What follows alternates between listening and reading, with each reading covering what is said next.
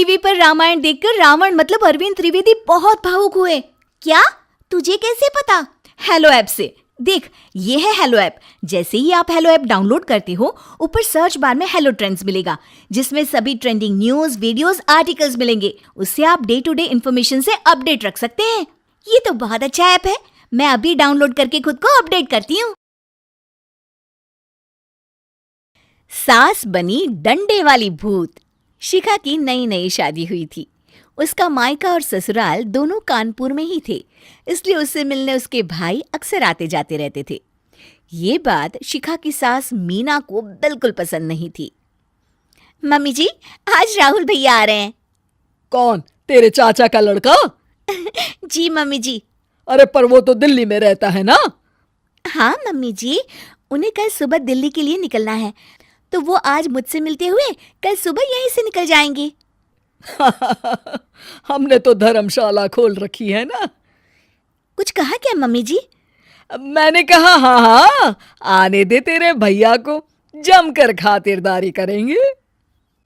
अब तो कुछ करना ही पड़ेगा, इससे पहले कि मेरा घर धर्मशाला बन जाए।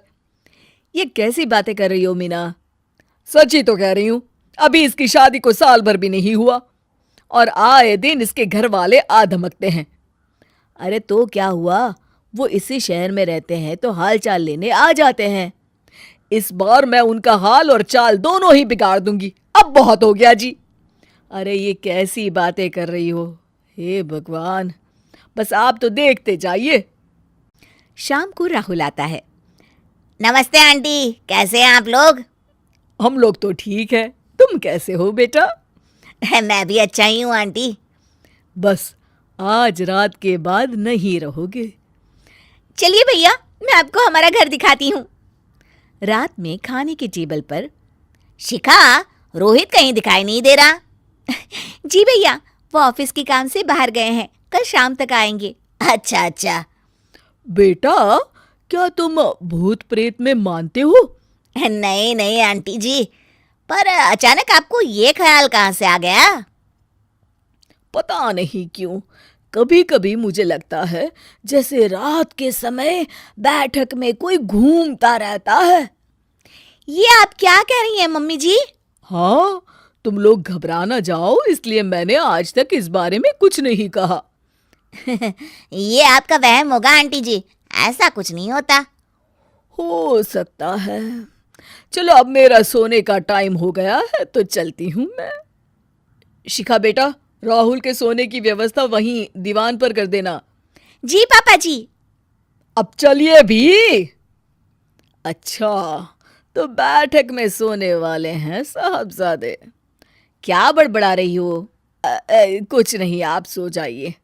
मीना और महेश के सोने के बाद शिखा और राहुल आपस में बात कर रहे होते हैं, तभी डोरबेल बजती है। अरे आप! सरप्राइज! काम जल्दी खत्म हो गया तो मैं आज ही चला आया। ये तो बहुत अच्छा किया। देखिए राहुल भैया भी आए हुए हैं, आप दोनों का मिलना भी हो जाएगा। कैसे हो रोहित? मैं तो ठीक हूँ भैया। शिखा, मैं भी आज यहीं सो जाता हूँ, राहुल भैया से बातचीत भी हो जाएगी। अच्छा अच्छा, ठीक है। मीना आधी रात को उठती है, कंबल मुंह से पैर तक ओढ़ के डंडा लेके बैठक में आती है और देखती है दीवान पर चादर ओढ़े कोई लेटा हुआ है। देखो तो कैसे मजे से सो रहा है बहन के ससुराल में। मीना ताबड़तोड़ 4-5 डंडे मार देती है। अरे मर गया, अरे बचाओ बचाओ, कौन है? मीना जल्दी से अपने कमरे में भाग जाती है। हे भगवान, ये मैंने क्या किया? ये रोहित कहाँ से आ गया? लगता है ये नालायक राहुल मेहमानों वाले कमरे में सो गया होगा। आज तो इसकी खैर नहीं। उधर बैठक में, अरे क्या हुआ रोहित? मैं बाथरूम में था, तुम्हारे चिल्लाने की आवाज सुनी। पता है भैया, मैं सो रहा था, अचानक से कोई आकर मुझे डंडे मारने लगा। ये क्या कह रहे हो? लगता है तुम भी आंटी की तरह भूत प्रेत में मानते हो। नहीं नहीं भैया, सच में कोई आया था। मैं तो जा रहा हूँ मेहमानों वाले कमरे में सोने के लिए। इस समय अपने रूम में जाऊंगा तो शिखा की नींद खराब हो जाएगी।